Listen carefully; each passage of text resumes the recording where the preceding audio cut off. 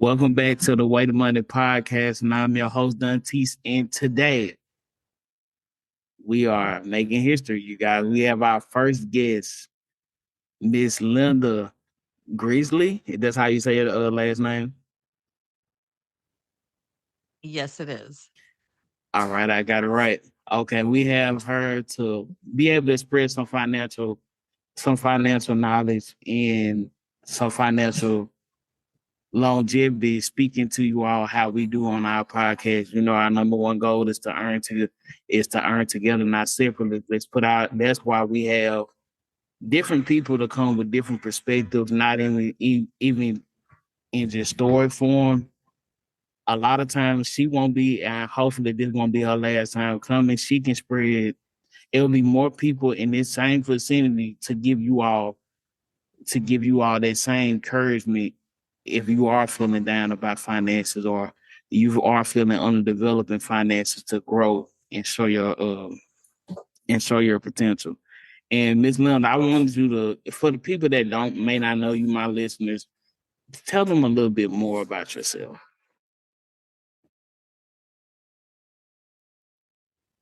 Well, I am a certified financial planner who also I have a master's degree in financial services, and I used to be a financial advisor, and I've left financial advising to do financial coaching, money coaching, and also public speaking on financial wellness. So I'm helping people get comfortable talking about money, helping them understand how bringing their personality, their own self into their financial picture can help them be successful with their finances. That's amazing. And me even being, by the way, I am 23, and me looking over, trying to going into this content creation field, I always wanted to kind of spread and influence people in the right ways, instead of just having that negative connotation of using so the social media aspect of life just as in to spread negative propaganda and stuff like that. So it's always been a pleasure for me to help people in this way.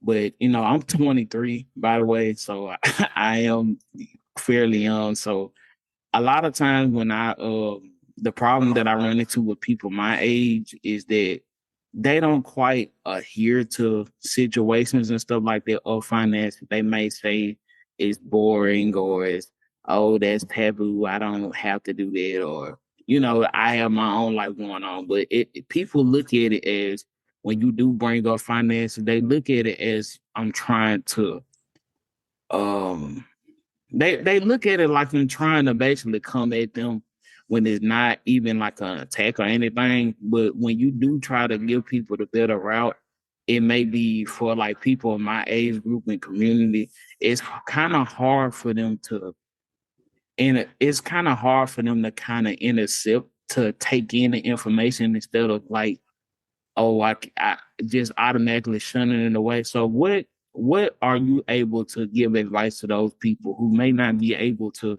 grasp the concepts of financial literacy just yet? And like, what are your tips for just opening people up to the idea of financial literacy? I think that a lot of people, like you're describing, are feel like they're not able to save or not able to do anything because they're just living from what money they have coming in, right? They're not at a point where they can start putting some money away because they need everything that they have to live on. And that's okay. But it's important for them to understand that as they start to grow and as they start to get better jobs, higher pay, that it's important to not just have your lifestyle creep at the same rate as your increases. Meaning that as you get a raise or you get some additional income or a better job, you want to be sure that you're taking a part of that and putting that into savings and start saving while you're young because of the power of compound interest, meaning that the longer you can keep doing that and the longer money sits and builds interest, even in just a high yield savings account, the better off you're going to be in the future. And if you start those habits, young, they'll stick with you throughout your life, and you'll really set your future self up for, an easier lifestyle, right? So you'll be able to Yes. retire sooner. You'll be able to feel comfortable if you do lose a job someday, like you have that emergency fund set aside for things that might pop up. So it's super important to, when you get those increases, to not just increase your lifestyle to match them, and to take a part of that and set it aside. Right. And I totally do agree with that.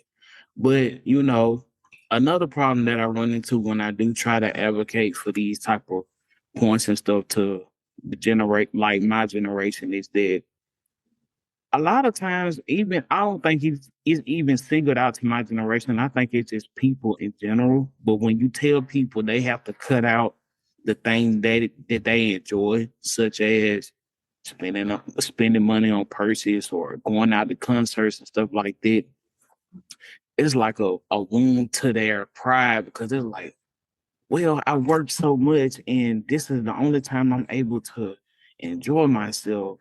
Why should I take my fun away for the future that I don't know what's coming? I don't know what's the liability going on in the state of the world right now. Look at it, it's a mess. So I might as well just live a YOLO lifestyle. Just go out there and just do anything I want to. So it's kind of so the same stuff basically that you're saying, and I even put it to them like that.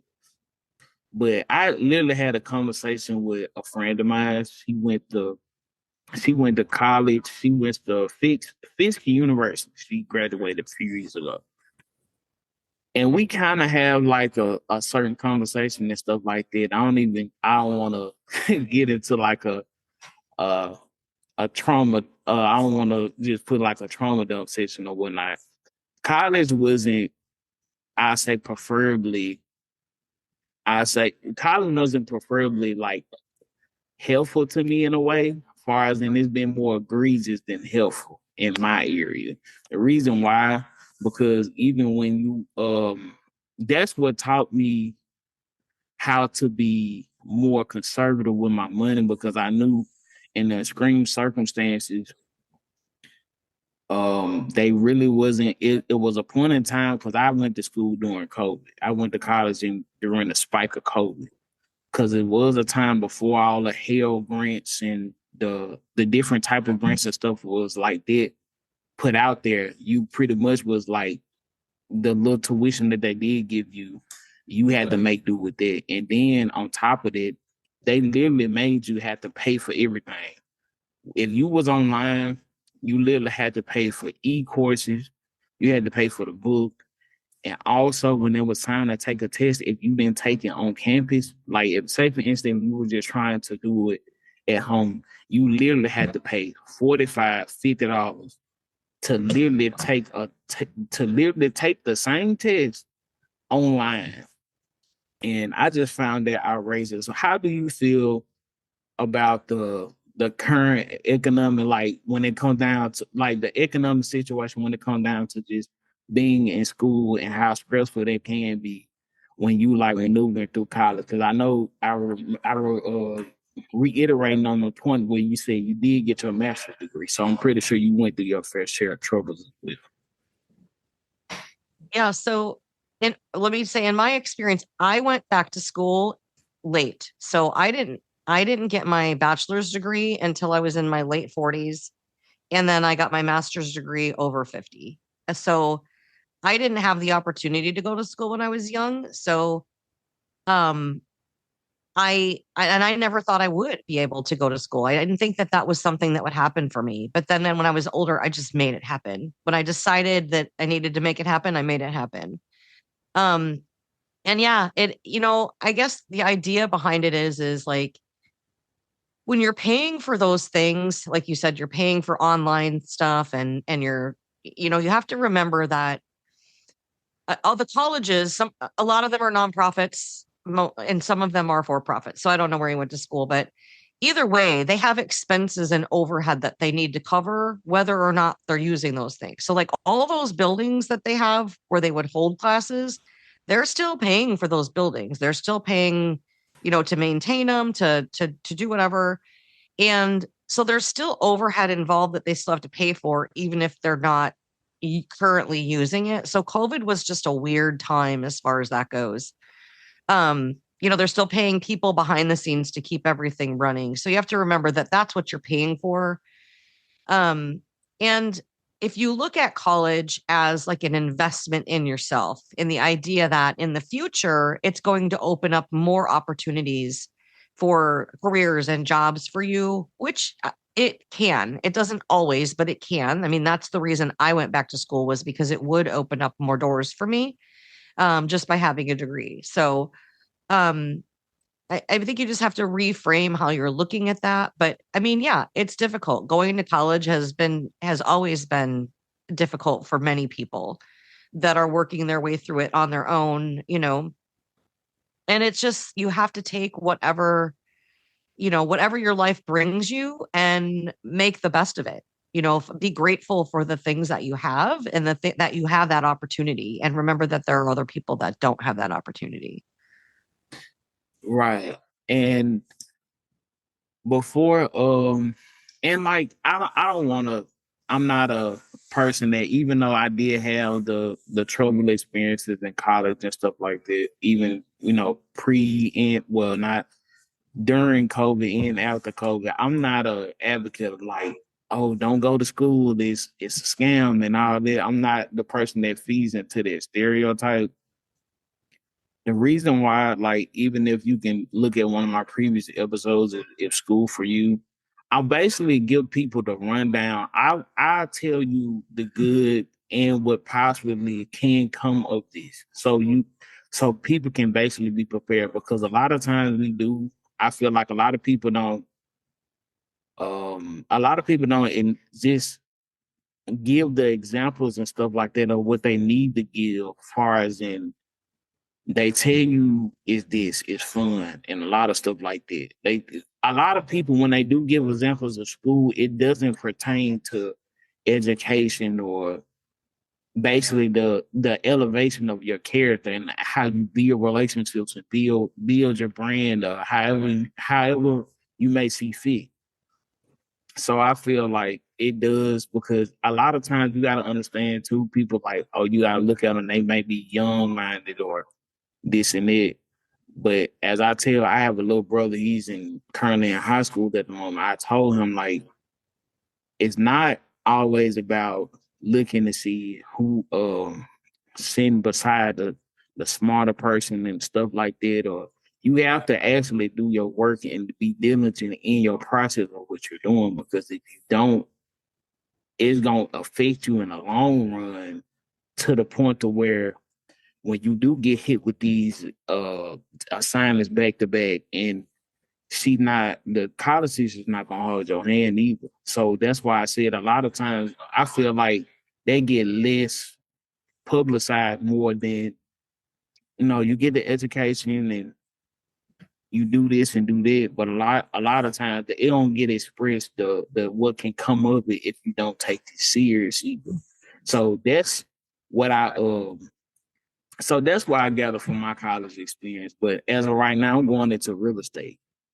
So per se, it has swung me into, because I always been a part of like learning about finances, learning about the tax codes and self-employment taxes and stuff like that. Because I do want to kind of own my own firm later on in the future. Because eventually, I wanted to go to school for psychology, but sometimes life doesn't swing you into. You never know where life may pull you in, because it can pull you in different sectors of life. So yeah, it's been a journey though, but I'm enjoying the process. And I feel like once you fall in love with that process, you will be able to elevate further, because you know where you've been.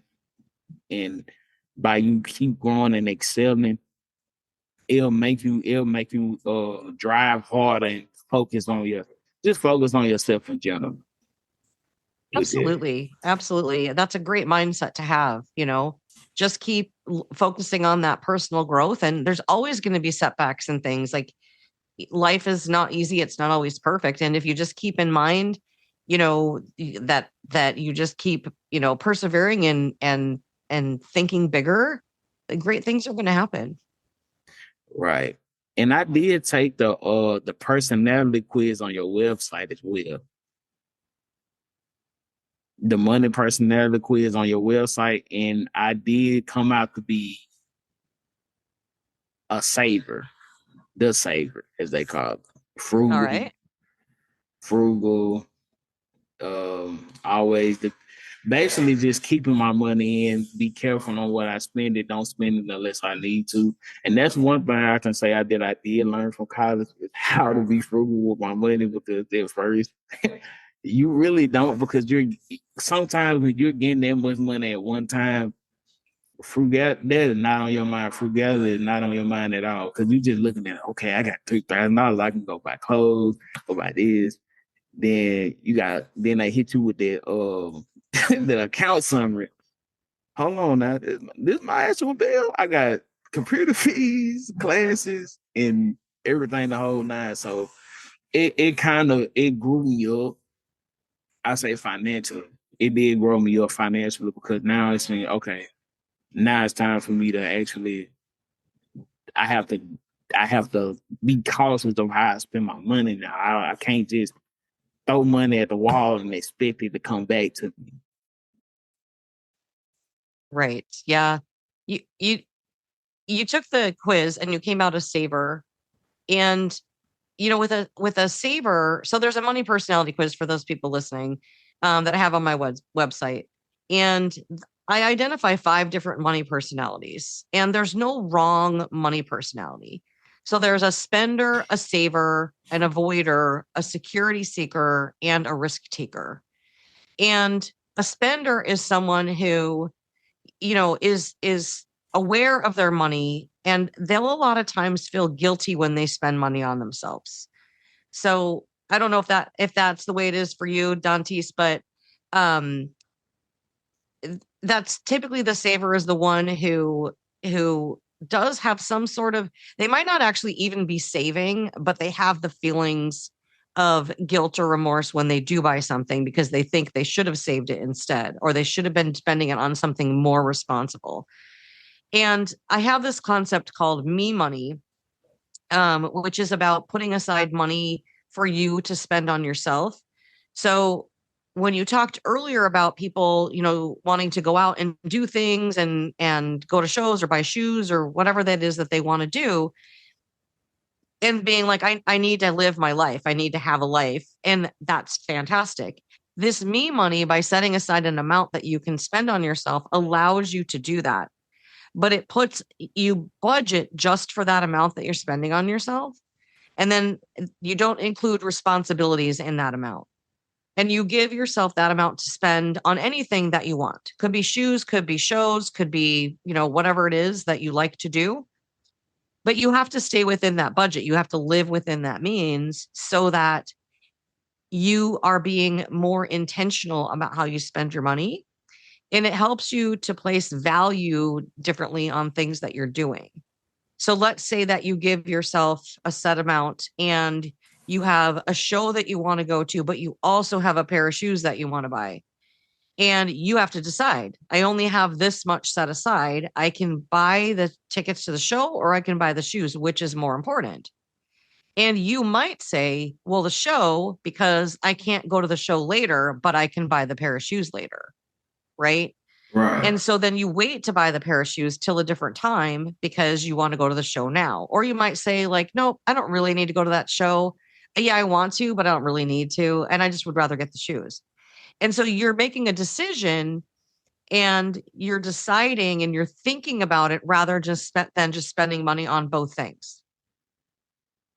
Right. And I totally understand that. And that's the concept that you just said that I try to instill into my friends and family that may not be accustomed to it. Because a lot of times when people talk about getting into the whole the financial part of life, it's not even a part of management. I feel like the main focus is to grow income, but I feel like the problem with that comes with the lack of the knowledge and the strategies and tactics that actually keep their money. And that's one thing that I agree with you with. I like your whole me method because it it entails everything that a person that may need to you can set aside um you can set aside funds with yourself without having to go over and reach over into other sectors of your money. Say for instance, you may have bills, credit card debt, student loan debt. So therefore, you can set aside, but understandably, the more debt that you have coming, the more debt that you have, the more less that you'll probably be able to spend for that day. Spend like not in that day, but in that pay period as a whole, because you have other priorities and stuff taken up. Yeah. So I feel Yeah. like, oh, go ahead. No, I was just gonna say I mean, and that's the thing, like you have to pay attention to your money. And it's hard for people to do because they don't want to. They Right. don't want to, and it feels scary. And but the more you pay attention to it and you understand what's coming and what's going and how it's working, the better off you're going to be. Right. Because even just seeing it, because I feel like now we live in a culture where it's social media propagated. It's very heavily influenced on social media, and then you do have people that's even my age or even older. Oh, don't worry about that debt. I got 50K in debt. I'm just gonna go on this trip and just say forget it. I'll think about it later on when I get back. Or having people use people misinforming people basically on how debt works. Because a lot of times too, even going back to the sector of when people could pay off their student loans and when pay student loans had stopped from them for the years and for the I think it was 2 to 3 years of time. I had seen a lady, she paid off 80K in student loan debt. Therefore, she was able to lock in on what she knows what she had to do. She paid more than the minimum payment because I feel like there's a criteria as well when you are paying on huge amounts of debt. If you have to pay more than what you owed for that monthly minimum payment, because if you keep just trying to just pinching off of the paying the monthly minimum payment, you'll be paying for that debt way longer than you're supposed to. And I feel like when it's time for people to take accountability, they kind of like so knee deep in the mud, as you just said before. It's horrifying for them to actually sit with it and understand, like, I can't keep doing this no more. So it's easy to keep applying for credit cards and keep spending, or just say, just trying to throw all that, all that negative energy that you may have in you, right? All that to the back of your head and just say, I'm gonna turn my brain off. I'm gonna go out and do whatever I want to do to cope with this. Right. Yeah, that happens. Absolutely. And it's like, and it's been a joy like talking to you though. It's like, cause I feel like even though from your experiences, I feel like for a person that kind of, cause I also wanted to become a CPA as well. I did have the interest. It was either going to be a CPA or become a real estate appraiser, broker, and salesperson and stuff like that around that field. So could you tell could you talk about your experiences just as being a major having a master's degree in finance? Yeah, I think that for me in the financial services field, the CFP designation is more highly looked at, more highly regarded than actually a master's degree is. So if somebody's looking to go into a career in financial services, um, you can get there's different licensing tests that you have to take in order to be able to qualify to do financial services. Now, I'm not currently licensed because I'm doing financial coaching instead of financial advising at the moment. Mm. But they can start with taking like just some basic finance courses and learning about that. In order to get your CFP right now, there's a requirement that you have a bachelor's degree, but it doesn't matter what that bachelor's degree is in. So anybody with a bachelor's degree can take the courses for the certified financial planner, and there's a test that you take at the end of the courses that's pretty intensive test. And that I think is why it's so highly regarded because of that test. So for someone who is looking to go into a career in financial services, I would say, start looking for an entry level job into the financial services field. Learn about the different ways that financial advisors get paid because there's so many different ways that they do. There's so many different business models. So that's important to know from the beginning. And then, if you don't have a bachelor's degree, I would start working towards one. And then eventually the CFP designation is the thing to have. I have a master's degree. It's something that I wanted to do as an achievement for myself. And it does help me with in some instances, like it gives me credibility and things, but really that CFP designation is the thing that employers are looking for. And then as far as like the CPA, like a certified public accountant, that's similar. I'm not sure what all of the requirements are for that, but again, you take a bunch of classes and there's a really intensive test at the end that gives you that designation, that CPA designation. And both the CPA and the CFP are required to take continuing education classes throughout their career in order to keep that credential alive.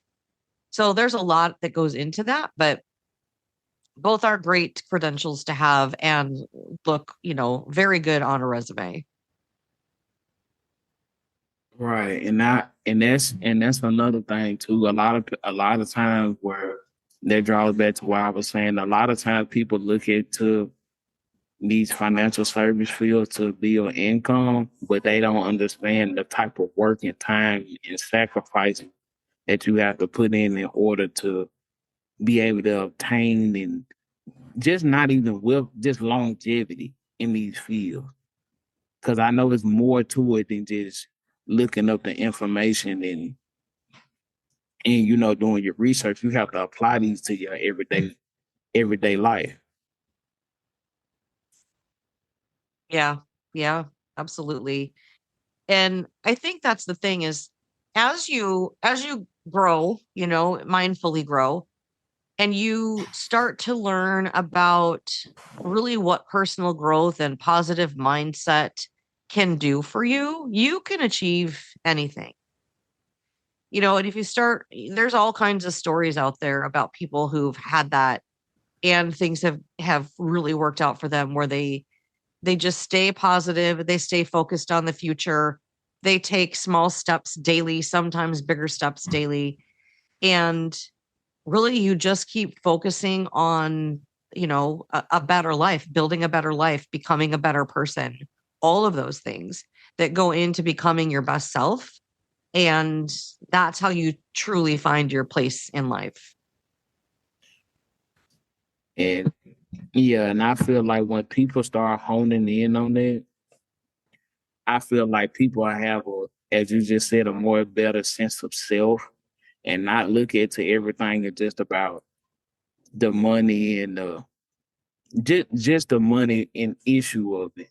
Cause I feel like being a part of something like this and building a foundation in it to where your name is, to where you have a credible name is way more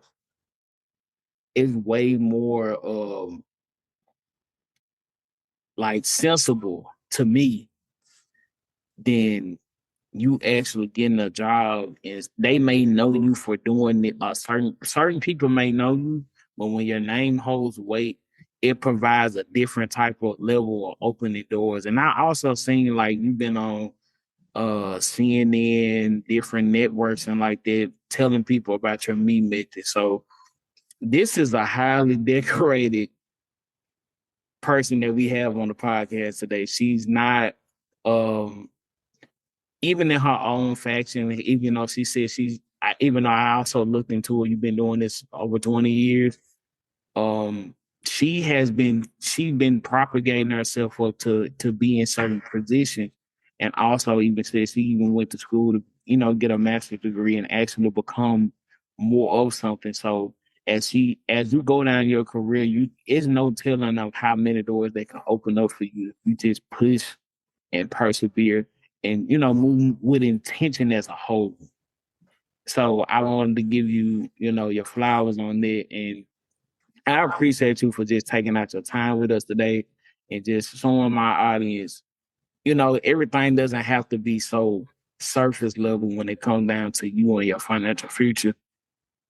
And with that, people will end this episode off. It was a pleasure having you, Miss Linda. And hopefully this won't be your last time coming back.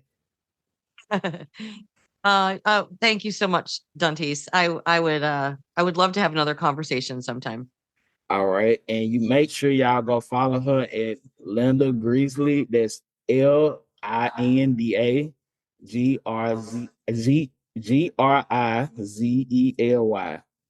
Go follow her on YouTube. Go subscribe to her page. Go like her videos and comment. We have to do this. That's the YouTube protocol.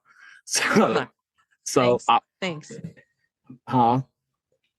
Yeah, thank you for that. No problem. And also, make sure you subscribe to our YouTube, like and comment and share to your friends too, because we are trying to build something together. I don't look at y'all as an audience. I look at y'all as a family in the community, and I want to build together with y'all. We earning together because we are the future millionaires and the future billionaires. So as I always say, let's earn together. See y'all in the next episode.